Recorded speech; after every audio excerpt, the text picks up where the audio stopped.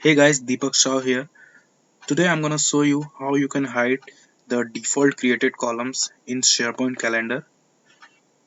The default columns are these columns that sometimes you don't need that column, just like category, all day event, recurrence column.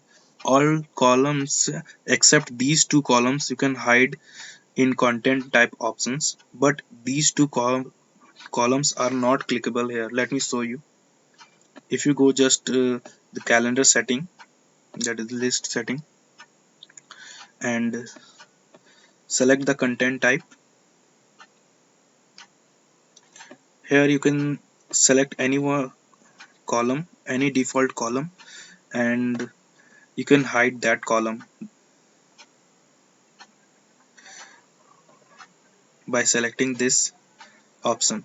But if you want to hide the all day event and recurrence column, these columns are not clickable. So if you want to hide this column, you have to open SharePoint Designer. In my case, SharePoint Designer is open, and you have to open the your current site in your SharePoint Designer. My current site is already open, that is Deepak's Playground. Thereafter you have to go to list and libraries and select that calendar, that is task, and scroll down. You will find a content types option. Click on the event and then click on the edit columns. Then you will see all day event. Just click one single click on the optional, and it will open a drop down option.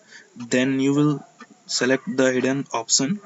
Similarly, for the recurrence column, you have to do single click in optional and select the hidden option.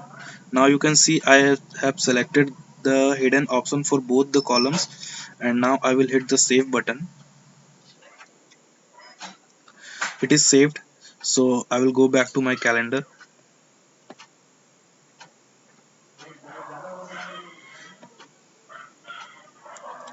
and now if I want to create a new event, it will not ask me for that all day event and recurrence. You can see there. Similarly, you can hide any one of these default column, and if you have any issue regarding this drop down option, you can also click on the administrator web page, and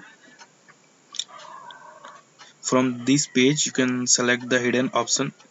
Because my column is already hidden, so this will show the hidden default option. In your case, if it is not hidden, then you have to select that hidden option and select the OK button. Okay, thank you for watching.